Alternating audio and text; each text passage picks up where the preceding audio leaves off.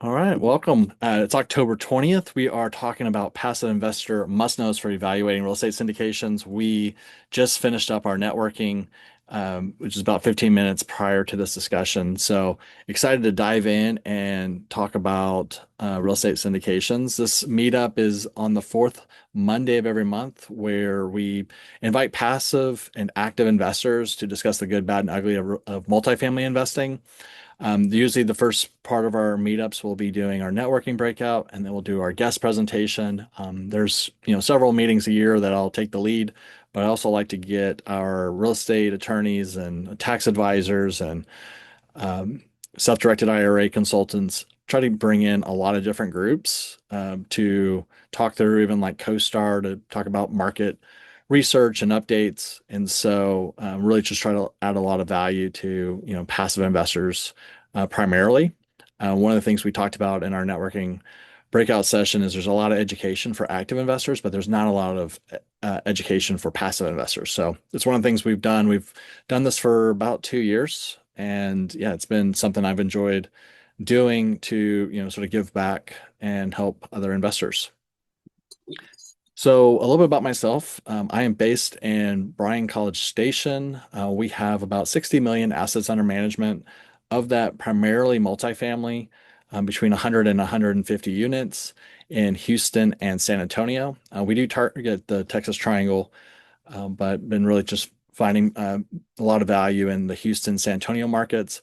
And then we own and have developed in Bryan College Station. Most recently, we built a storage facility, and we are in process of the next couple months, we'll be breaking ground on a multifamily development, an office retail, and then later next year, a hotel in the Bryan College Station area.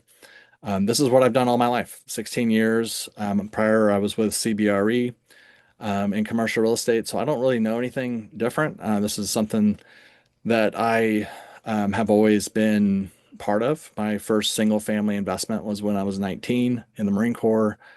So I've really enjoyed commercial real estate. It's something that I've, if I wasn't doing anything else, it would just be real estate. So, but I enjoy this education aspect, building teams. We are up to 3 full-time team members at CREI Partners plus myself.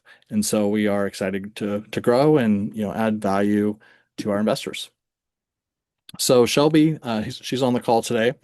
She is the backbone of our investor relations, so she'll definitely reach out and, build the relationship. There's no sales pitch or anything. It's just us getting to know you. If there's anybody watching this or listening to this after this video, whether it's through a podcast or a YouTube, we're accessible, whether it's Shelby or myself. But Shelby's been a great team member to really understand, each investor's needs and try to fit them with an investment within our portfolio that fits it. So let's get going into what I sort of view as what passive investors should know. We're going to dive deep. For those that have watched our passive investor education program, that's at passiveinvestorcoaching.com. You're going to see a lot of these slides are very similar, but I want to dive a little deeper into some of these as well, and hopefully, answer some questions if there's any, with the group that's on the call.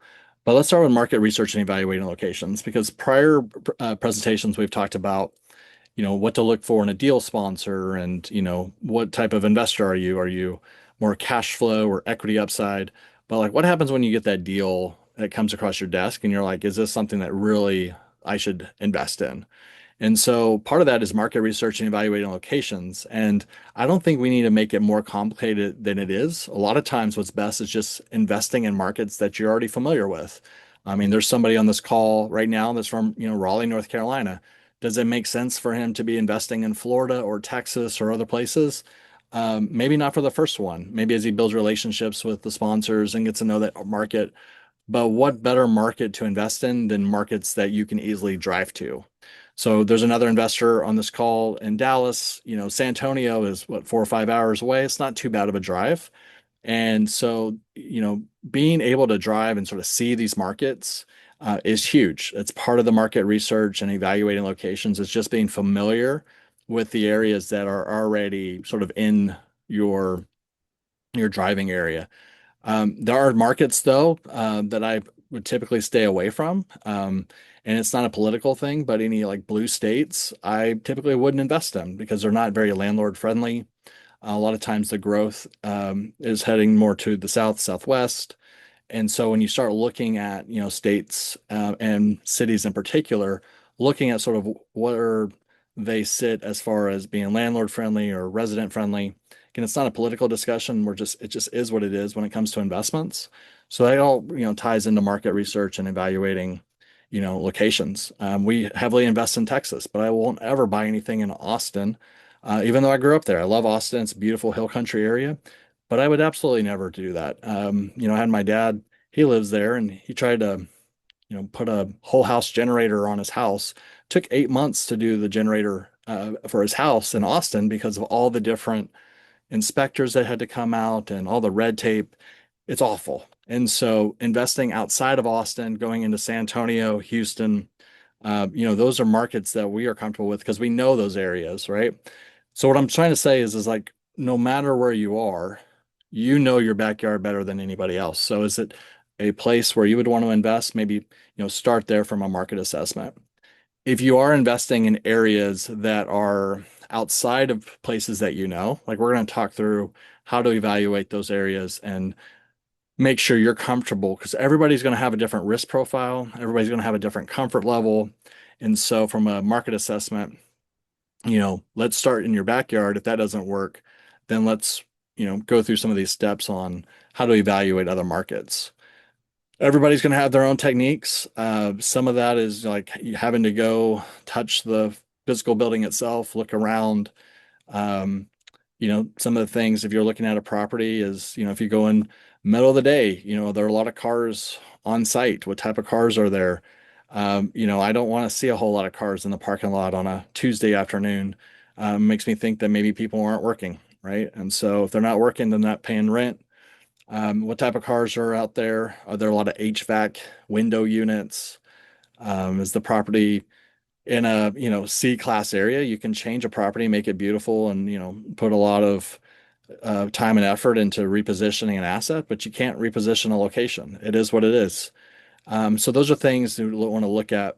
Everyone's priorities are different. There are people that really enjoy finding, the diamond in the rough where, it's a true deep value add and they're having to go in and do a full repositioning. We've done one of those and I'll tell you that has aged me 20 plus years. And so we don't like doing that anymore. It's cash flowing day one assets that you know, we can slowly move the needle and not have huge impacts to occupancy or, cash flow. So but a lot of people, and there's no wrong or right or wrong on it. It's just, what people's preferences are, whether they want a home run at the end of 5 years, but with that home run, there's higher risk. And we're going to talk through some of those different risk profiles shortly.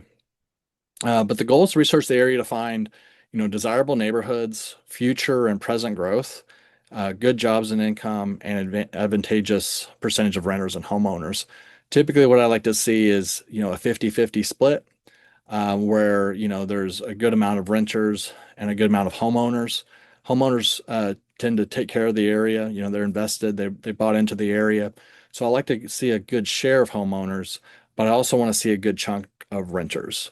The other thing, the market assessment that I look for is we are targeting in big cities. There's a lot of groups that will target, smaller markets. Whether it's, McAllen or um, some of the, say Beaumont and tertiary markets. We stick to the big markets, whether it's Houston, San Antonio, Dallas. I'm gonna put Austin in there, but we won't buy in Austin. But there's a lot of surrounding cities in Austin: Georgetown, Round Rock, Pflugerville, um, Buda. There's a lot of different communities around Austin. But just looking at those bigger cities that have over 100,000 plus in population, anything under 100,000, we're not looking at. And then primarily, we're reducing our risk by investing in a big city name. And so that's what we typically do. But everyone's going to have different priorities, different areas, and where they think they're going to find the most value. But what if you're like, let's give the Raleigh example, and you're trying to invest, say in Texas, say San Antonio, what are some good sites for data? Well, the best thing to do is, try to travel there. But most people aren't traveling to go check out an investment, and that's okay because technology has, you know, allowed us to be a little bit more efficient with our time. So starting with Google Maps, you can get a pretty good street-eyed view just by putting in the location and just putting your mouse to where you can be street level and sort of look around. What are things to look for? I like to look at like convenience stores. Are there bars outside the window? Are there pawn shops, discount stores? Um, what's the school, ratings in the area? So you should start looking, and you can sort of just go from, every 100 yards, just move Street View on Google Maps and just sort of see what the area is like. And so those are some of the easy, free, Google Maps that you could do. Google Earth is also incredible, where you're able to just get a bird's eye view of the area and sort of see where the parks are, see where, um, the different stores. Is there an HEB, which is a big Texas grocery store, or Starbucks? A lot of those places are, they've done their homework on areas that are experiencing growth, and they're positioned to be in those areas. And so those are all good things. So through Google Maps, Google Earth, other websites I like to use is bestplaces.net. This is great when you are looking at a market that you're not too familiar with. So say, put in Houston or San Antonio, the zip, it'll give you the stats on population. I mentioned that we won't invest in anything less than 100,000 people. Um, but in reality, we're investing in areas that have 2, 3 million plus people, right? So, but if we were going to invest like Bryan College Station, there's about 300,000 people. So it fits, the checkbox of over 100,000. But we're also going to see a median income. If we're wanting to make sure that the resident has 3 times the monthly rent and income, we want to see what that median income is. What is the percentage between renters and vacancy? There's a lot of markets that don't have much renters. They're mostly homeowners. So that wouldn't be a place that I would be excited to buy in a multifamily apartment. But if I can find something that's, 50-50, 40-60, just in that range where there's, sizable renter population, then, that's something that excites me. But bestplaces.net, it's a great resource for that. And then I also like justicemap.org. This you can actually put the address in, and it's color coordinated. And like the darkest red is like a really rough area. So just be thinking about crime. Going back to what I said, we bought a property where we were repositioning the asset. My plan was to rebrand it. Um, and you can do all the hard work and change the property positioning, but you can't change the whole area, right? And so it's just something to, just continue on the back of your mind of like, you're not only investing in the property, you're investing in a neighborhood. And how does that neighborhood look long term? What are the type of residents that live there currently? Is it one that you would feel comfortable living in yourself? Like that has been one of the decision makers for me too. When we go look at a property, like, is this something that my 3 kids and wife and Great Dane and Lab are happy to live in? And I would say every asset we've bought, other than that one that was a true deep value add, like we would totally live in. And oh, by the way, they're all cash flowing. And they're cash flowing because they're, places that people want to live. So not overthinking and just putting yourself in a situation like, is this a place that I would live? And you can use these 3 websites as a way um, to do some evaluation and research whenever you're looking at a property. So other things to know about is market life cycles. Just like in the stock market, there's ups and downs, there's cycles. And, just like in the stock market, if you're buying at a low, if you're a long-term investor and you're buying sort of at the low part of the market, you're getting great value because, there will be an upcycle. So they're going to shift from city to city. It's real estate is very um, micro, even down to the neighborhood. But when you look at, cycles in real estate, they're going to range from nation, statewide, and, definitely in local areas. And so when we look at market concepts from cycle standpoint, it's definitely city by city. I wouldn't compare Austin and Houston, even in today's market, because think about it, Austin had a huge amount of population growth and a lot of wealth come to it when, especially during COVID, and right after COVID, when a lot of people from California were moving to Austin. Um, and so a lot of those companies now post-COVID are, working from home and such. They're not having to move to Austin. So there was this lot of overdevelopment during that time. And so what Austin's seen is a huge reduction in rents, where, Houston, San Antonio, yes, there were supply, but it wasn't as dramatic as what we saw, say, in Austin. So you're going to see these different cycles, and they really come into these categories. It's recovery, expansion, hypersupply, and recession. So no matter where you're living right now, whether you're Dallas or Houston or Raleigh, or where I'm at right now in Lancaster, Pennsylvania, as I do this conversation, as we travel over the next few months, every city is sits in one of these pockets, whether it's recovery, expansion, hypersupply, and recession. So knowing where in that city that you're investing, like where does it sit in the cycle? And what I like to do is really try to find moments to buy in the cycle where you're sort of at the bottom. That's sort of an environment that we're at now. It's extremely hard to raise capital in this environment. And I'll say, hey, we may be in this recession in some of these cities, but low transaction, construction activity is low, everything slows down. It's really tough. But those that invest in the tough times see the largest gains. Think about like '07, '08, '09, when a lot of people were running away from real estate. But those that stayed in saw a huge hockey swing and growth and wealth during that time.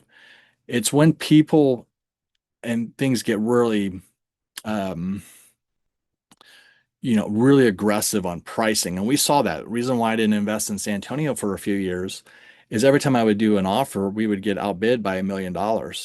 Could we offer more than $1 million? Yes. Could we have won those deals? Yes. But every one of those deals we walked on. People would tell me, brokers would say, hey, Wayne, like the biggest regret you're going to have are the deals that you pass on.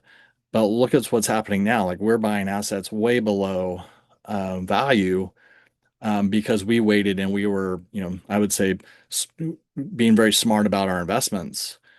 And it's because when we think about like um, expansion, declining vacancy starts to generate new construction starts, best time to sell, prices are at their highest. So like depending on what the city's in, whether it's an expansion, which then goes into hypersupply, which I mentioned Austin, there's, as an example, there's many other cities, Nashville, and other cities across the country that are in this hypersupply.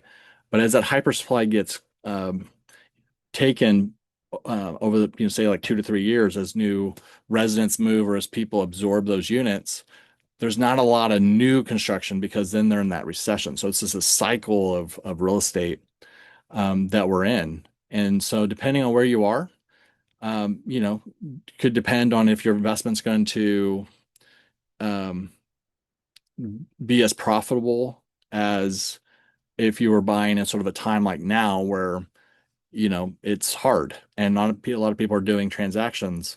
But just think about how successful that property is going to be when it's easier to do those type of transactions because cash flow and equity is coming that way. Um, one thing I'll say is people are definitely have a herd mentality. If people are sitting on the sidelines, people are going to sit on the sidelines.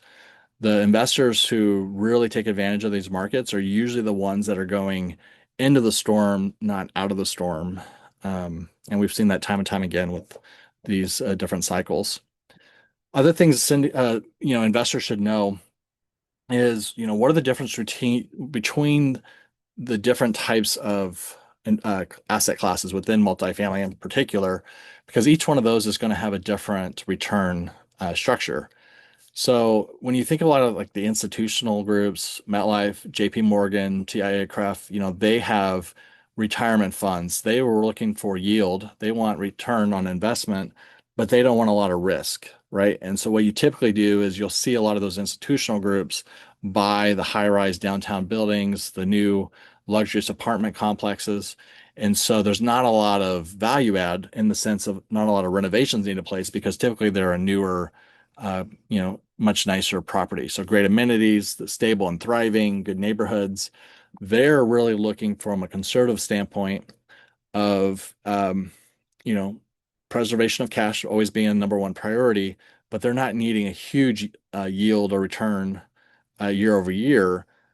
Because if you just equate it back to the stock market, you're going to have your growth stocks and you're going to have your moderate stocks that do well year over year. It's not going to give you that 12 to 15%, but it's going to give you a solid 6 to 8%, and you're going to be happy with that every year because it's a pretty solid investment. You're not going to have the yo-yo effect. So Class A properties typically are institutional, newer properties that, again, don't have huge equity multiples or cash on cash type returns, but they are, I would say, the less risky, um, in that. And with just like any type of market situation, less risk, less reward. And then you sort of have this middle piece, which is Class B or C. These properties could be, 20 to 30 years old, but they're in a good location. They just mainly need, better management. They need a capital influx to maybe repair roofs or do some new HVACs, repaint, just keep it, current and competing with the market. But just because it's older, doesn't mean that it has a whole lot of structural or, maintenance defects. But it does need to, have some love, right? It needs to be a little revamped, needs to be taken care of a little bit. There is cash flow on it, but where you can see the opportunity is by renovating some of the units, renovating the exterior, things that like push cash flow, because it's a business and that business is it's maximized on value based on the net operating income.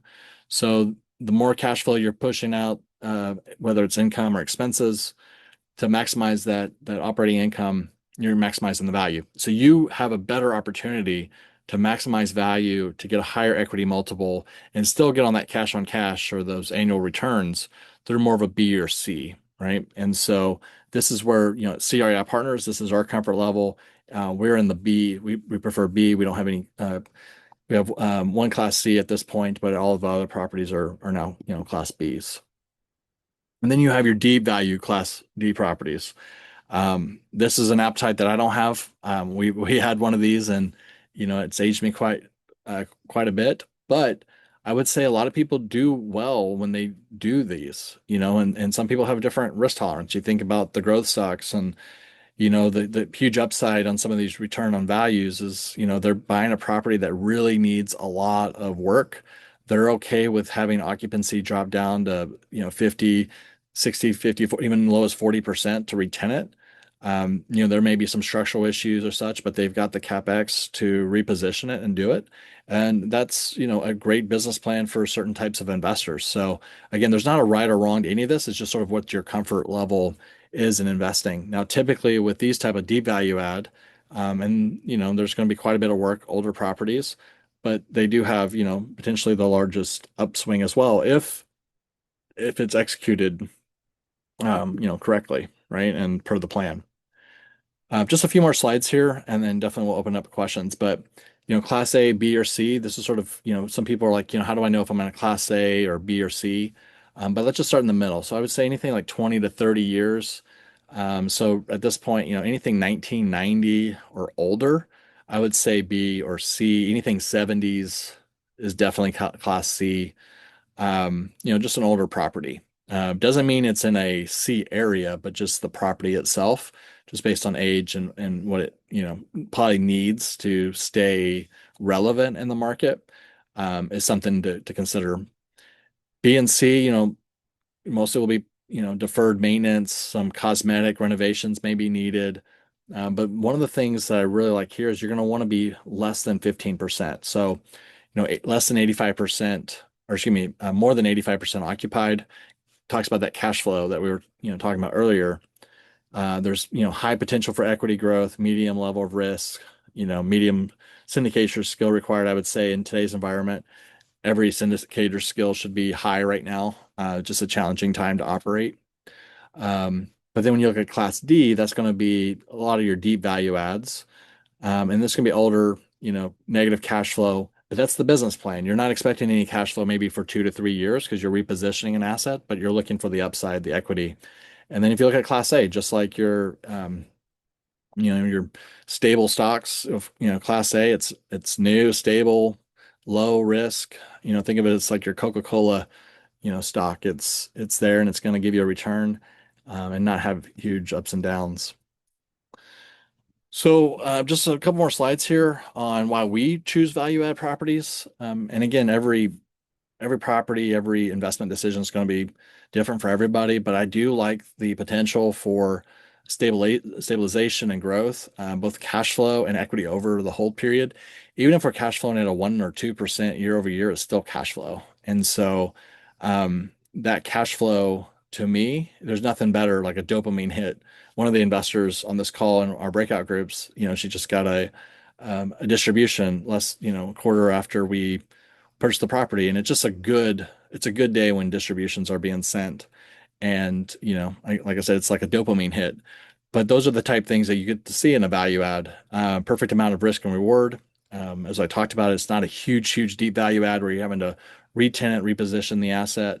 And then it's not also on the other side where it's a brand new property, and even then you may have a lease up um, project on your hands if it's a brand new property.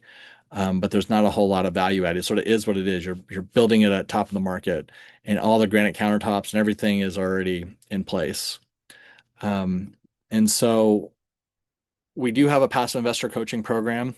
One of the things I'm really passionate about is helping people accelerate learning about real estate investing, and more particular passive investing. So passiveinvestorcoaching.com and passiveinvestorcoaching.com is a resource for those out there. It's no sales pitch or anything. It's just knowledge, and hopefully that will help those. And so what I'm going to do is I'm going to stop share, um, and see if there's any questions, maybe in the chat box if anybody wants to put. But that's my presentation for tonight, and happy to answer any questions that comes up. So I'm going to put it to the group here. Anybody have any questions or things we want to go over? Wayne, this is Tony. Can you talk a little bit about how you come upon investment opportunities? I know that you look for some, and I know that you've said brokers will reach out to you with potential deals. So really, how do you source Hmm. your opportunities? Because you probably have to, I don't know, look at 10 times as many as you actually invest in, probably more. Yeah. So the first ones when I first started, um, I, whenever a broker, I love broker relationships, but every time like starting out when brokers were sending me deals, I was very skeptical. Brokers want to work with people that have proven themselves to close on deals. They want the least risk of, someone not being able to close. And so by the time a deal would come to me, I was like, I always was skeptical. Like, why are you sending it to me? So most of the time, we never went with a broker deal. How I got my first deal was this huge off-market process. I was going after, certain criteria, 1980 newer properties. I think at that time I was actually doing 1970 and newer properties, 100 plus units. I was going to the the county website to find recorded owners. I went to the Secretary of State website to see who the actual owner is behind the LLC. And I did a bunch of text blasting. I know it's illegal right now, but when I first started, it wasn't as illegal, and I was just text blasting. And that's how we got our first property, was literally through a text message. Over time, one of the brokers I've worked with, we've done um, actually three deals with them. Um, and they know that if a property is put on a market officially, like we're gone. We don't compete with best and final offers. And so a lot of times these brokers will come to us before it goes on market, because you think about it, they don't really want to go through the whole marketing package.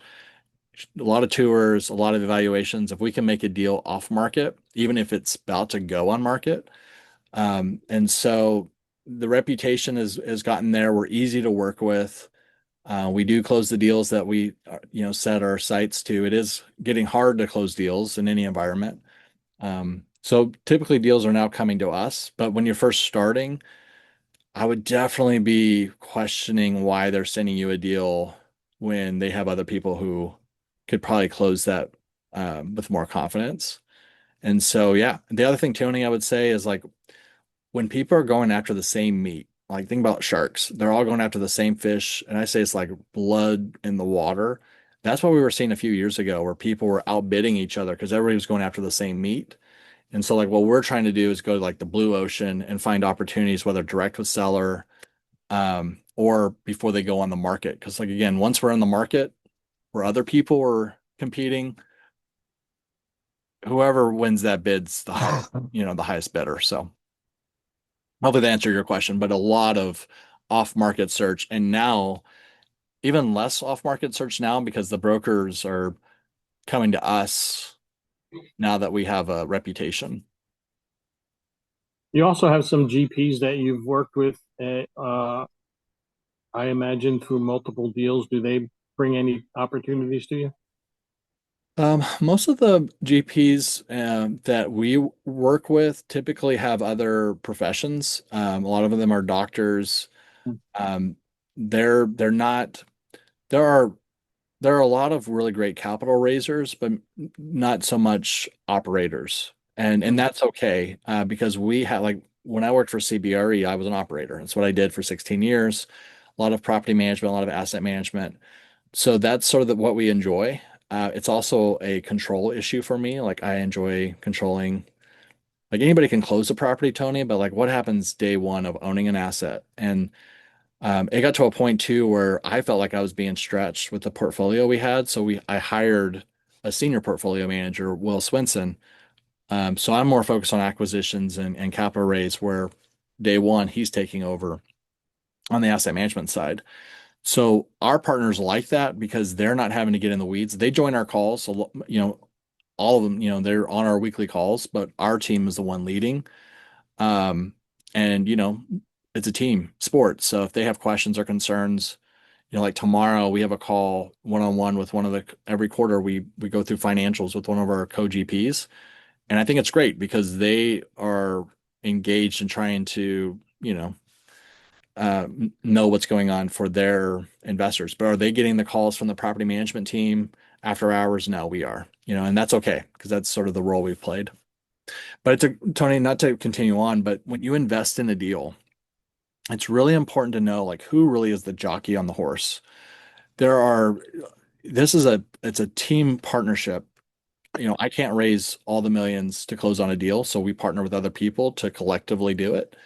And so there's nothing wrong with it. But as long as they say, okay, hey, I'm raising capital for Wayne, like if there's a group that's raising capital for Winston with us, but all his communications, I love it. He's being very transparent that he's partnering with CREI Partners. CREI Partners is the jockey on the horse. What really irks me, and I'm starting to get a little passionate here, is like if a deal starts going south and then you call that person up and be like, hey, what control do you have? And they're like, well, I don't have any control because I'm not the lead sponsor or I'm not, and that's where I think people just need to know like who really is running the day to day. So anyway, longer answer than you asked, but just something to consider when you're evaluating sponsors is, what's their involvement post close. Thank you. Yeah. And a lot of our partners too, like they'll put in their AI, like when we do our weekly calls with asset management. And I love this is like even if they miss a call, they'll have their AI assistant, listen in that provides those notes. And then like if I have a property that's like dropping a little bit in occupancy, like they're really good at like just pinging me an email like, hey Wayne, I noticed like we're under 90%. What's the plan? And so and if you ever need to know good sponsors outside of me, let me know because there are definitely ones who are fully engaged and those that raise capital and then they don't show their face until the end of the time. It's great questions. Any other questions? We definitely have some time.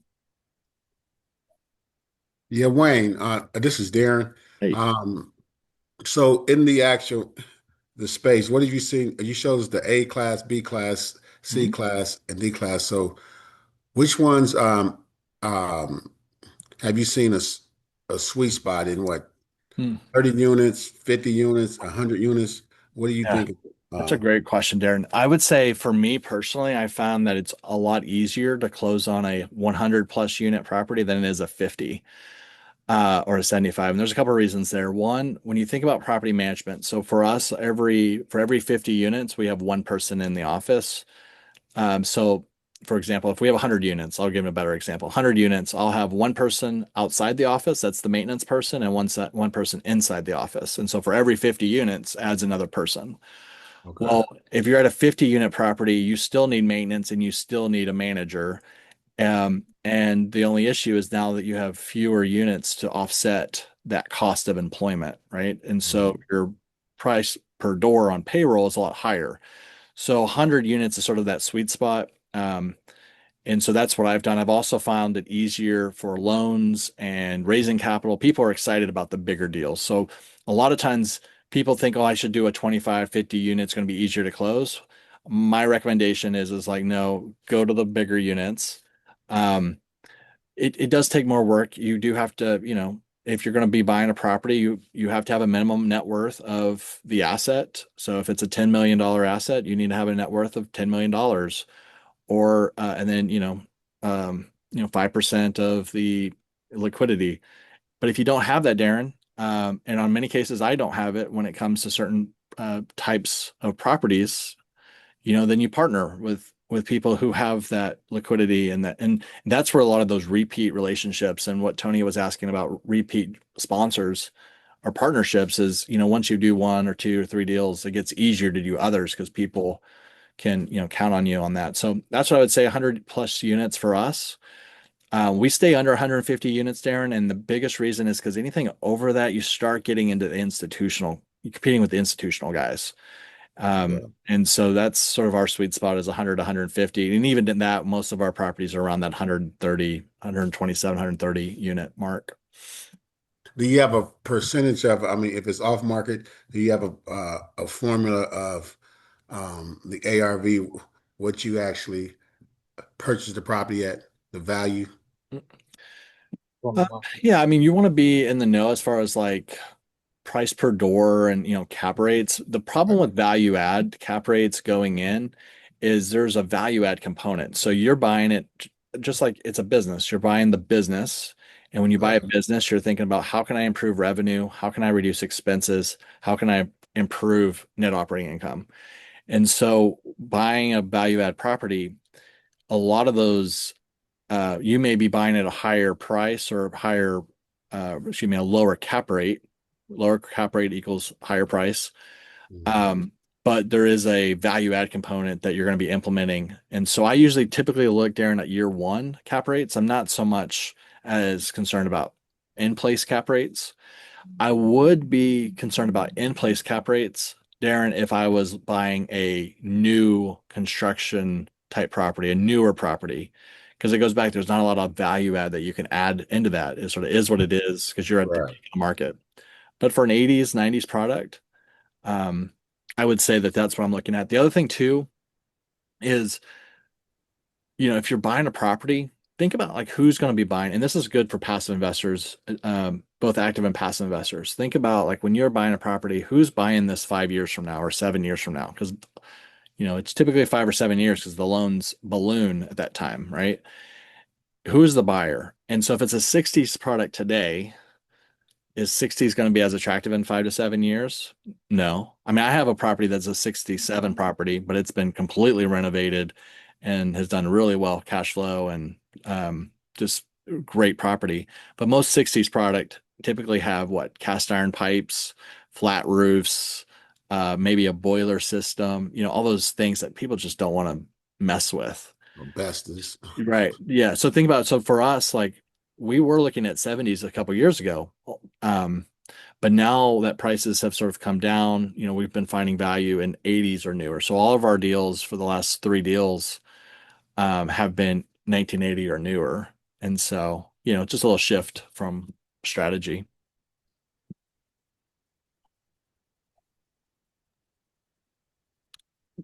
Does that answer your question? Yeah, that answers my question. Cool. Any other questions? All right. What I'm going to do is I'm going to stop recording to see if there's any other questions after this, but I'm gonna pause here for anyone listening at for a recording, podcast, YouTube. You can reach us at Wayne at CREIPartners.com. Again, that's Wayne at CREIPartners.com. Again, check out passiveinvestorcoaching.com if you want more educational content. And if you want to, get to know us more, we're available.